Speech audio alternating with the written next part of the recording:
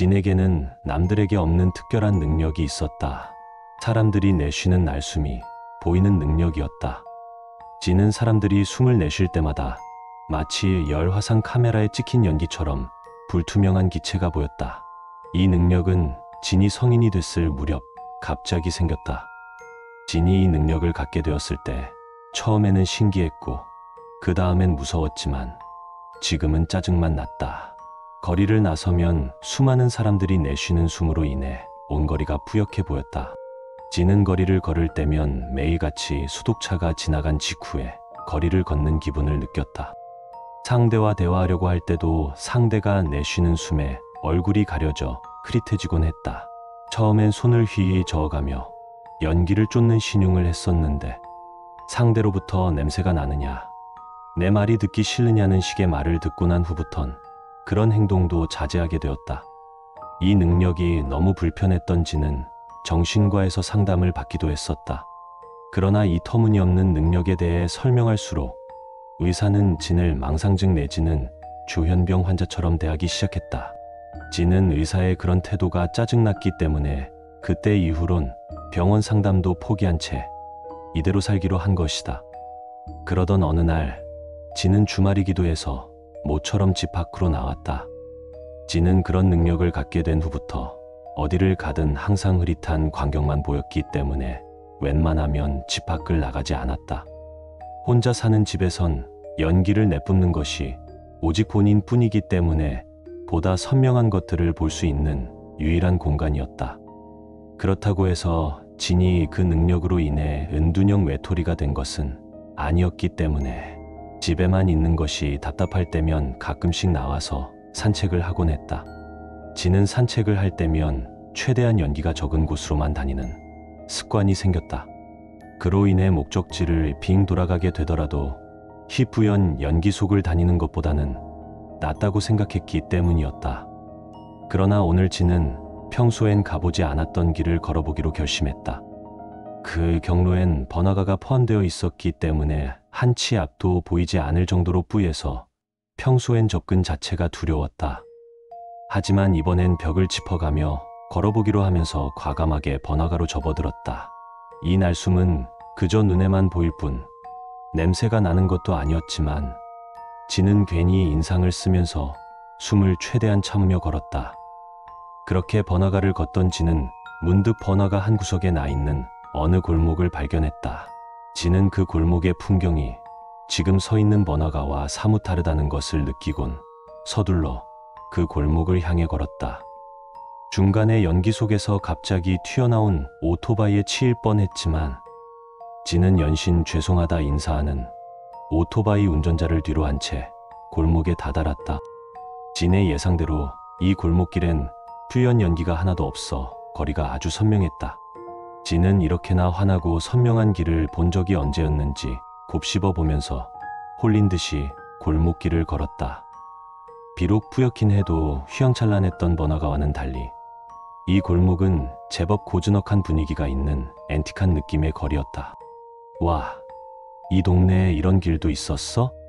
진은 이런 생각을 하면서 마치 외국에 온 관광객처럼 신기한 눈빛으로 연신 좌우를 둘러보며 걸었다.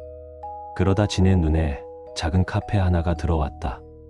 앤틱한 거리만큼이나 분위기 있어 보이는 카페였다.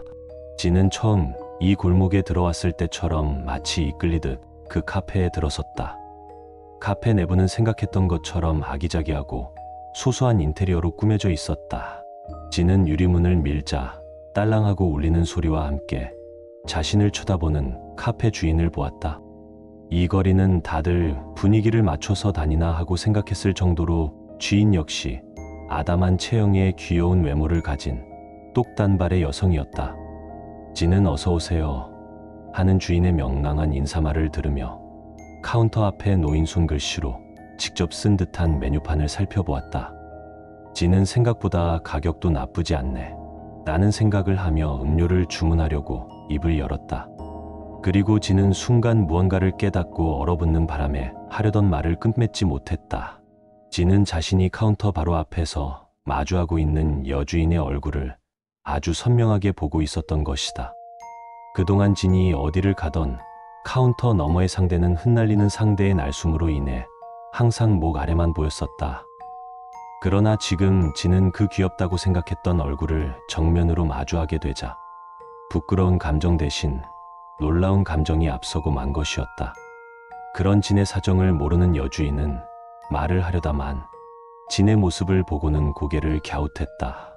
손님, 하는 여주인의 조심스런 질문에 겨우 정신을 차린 진은 멋쩍게 죄송하다는 말과 함께 음료를 주문하고는 카운터 근처 자리에 앉았다. 진은 최대한 무심한 척하면서 연신 커피를 만들고 있는 여주인을 흘낏 쳐다보았다. 역시나 아까 진이 잘못 본 것이 아니었다. 저 여주인에게서는 날숨이 전혀 보이지 않았다. 진은 혹시나 자신의 그 빌어먹을 능력이 사라졌나 착각했다. 하지만 카페 통유리 창에 비치는 자신과 그 앞에 아른거리는 희뿌연 연기를 보며 그건 아니구나 생각했다. 진은 여주인이 자신의 음료를 만드는 광경을 계속해서 지켜보고 있었다. 그러다 진의 시선을 느낀 것인지 문득 진 쪽을 바라보던 여주인과 눈이 마주쳤고 두 사람은 재빨리 시선을 거두곤 쭈뼛거리며 못 본 척했다. 몇 분 정도가 지나자 여주인이 음료를 들고 나왔다. 진은 계속 그 모습을 지켜보고 있었기 때문에 여주인이 따로 부르지 않아도 미리 카운터 앞에 서 있었다. 맛있게 드세요. 여주인이 살가운 눈웃음을 지으며 음료를 건넸고 진은 음료를 받아 들곤 어버버한 몸짓으로 카페를 나왔다. 다음날 아침 진은 눈을 뜨자마자 어제 본 그 여주인을 떠올렸다.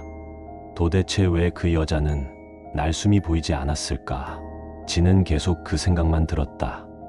진은 확실히 자신의 능력을 저주하고 있었다.